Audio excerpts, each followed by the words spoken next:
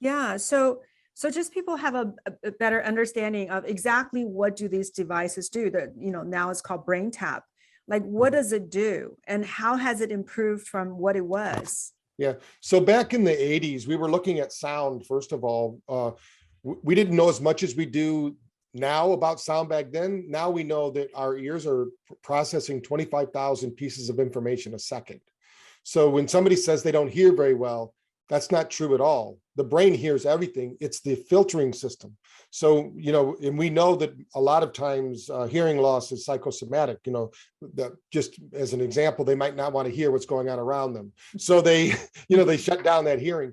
So we were looking at sound, and sound has a big effect on the brain because, it's one of our most primitive, it's a second behind sense of smell, as far as primitive reflexes that we have with our environment. So when the sound comes in, we know that even back then, there was a company called HemiSync was the name of they're still around today.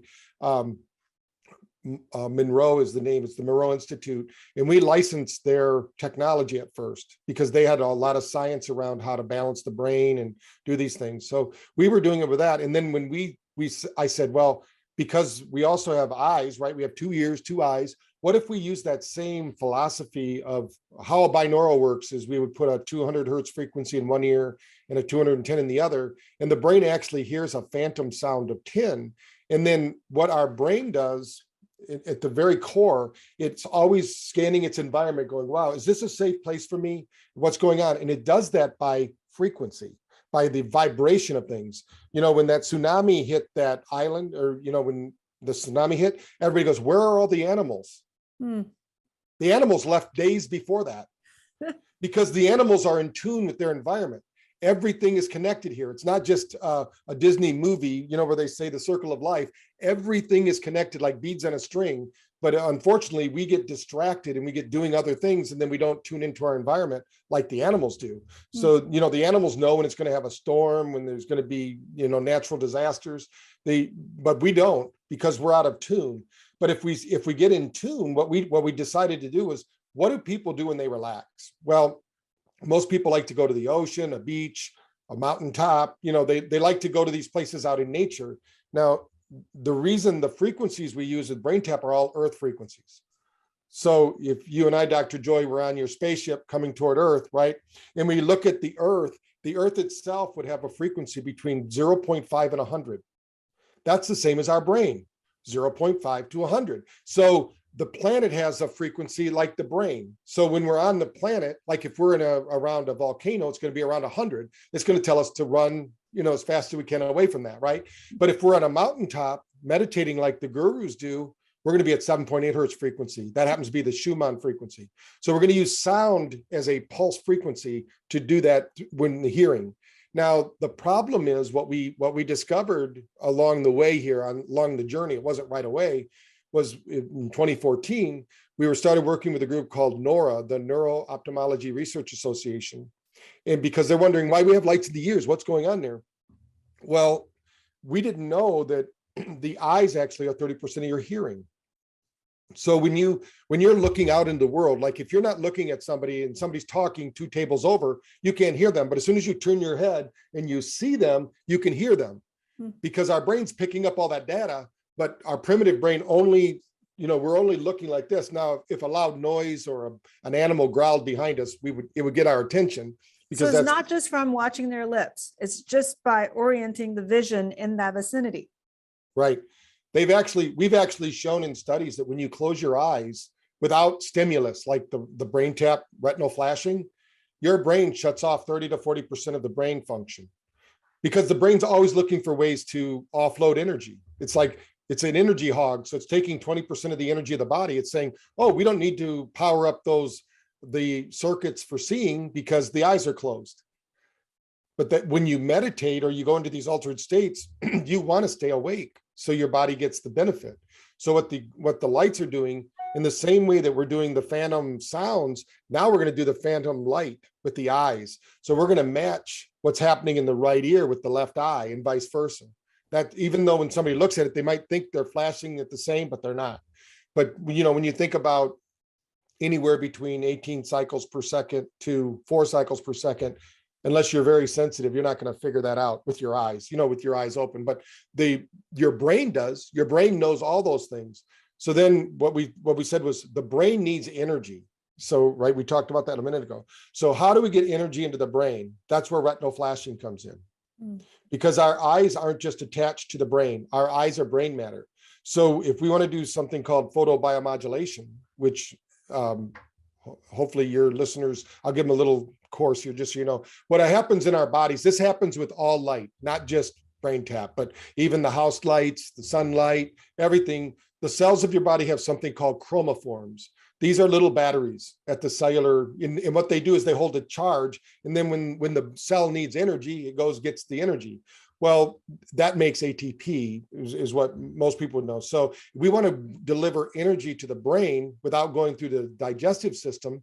We can put it in through photic energy, because they now know actually that we're light beings. As bizarre as that sounds, it's not a metaphysical concept. Every cell of your body through biophotic exchange is upgrading or downgrading your epigenetics. You're not your genes, but you are your environment, your food, your thoughts. All of those things are changing every 40 seconds.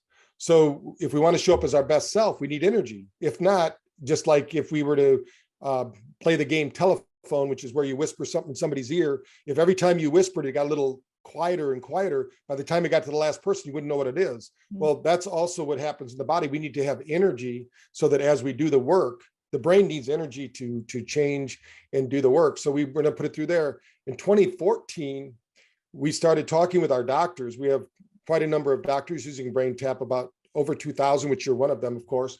And so they use nosers, right? And I said, what are you doing with the lasers? Because they were lasering the ears. And there's all these meridians in the ears.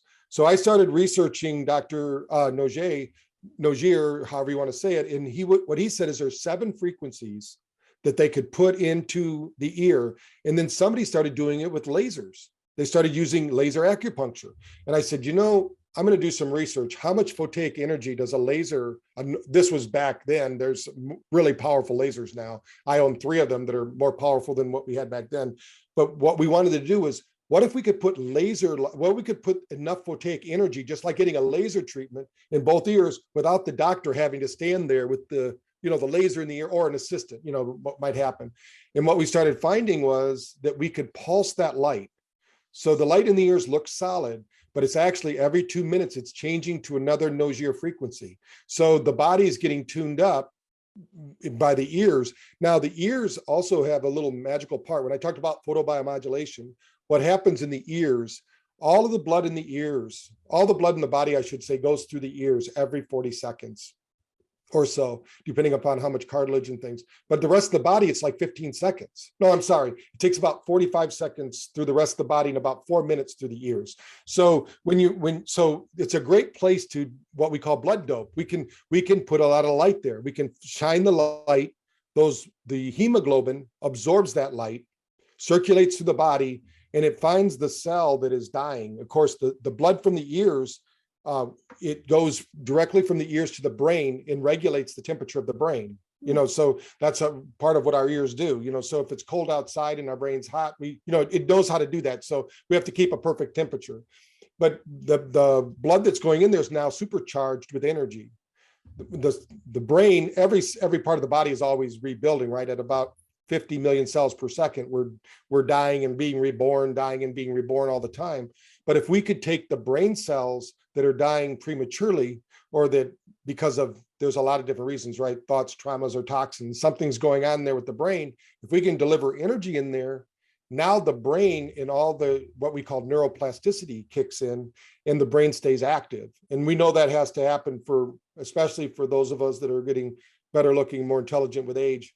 We want to have a great brain to go along with that. And so, when you think about light therapy, when I was in India just 2 years ago, there was a Dr. Vivek Sharma, and he was telling me that in their Vedas, which is their ancient text, they had something called Chronos therapy. And he said they talked all about it. And what they would do is they would have, if you had a traumatic brain injury, like if you had an injury to your head, or if you were having mental issues, the treatment was to go out 2 hours before sunrise, because you would get the special light from the sun. Well, we now know that's when the most infrared light hits the planet. Hmm. And that's the kind of light that most people use for like traumatic brain injuries and that. But there's a big history about energy and light and how that works with the brain. So I went on way too long, but that's how it goes.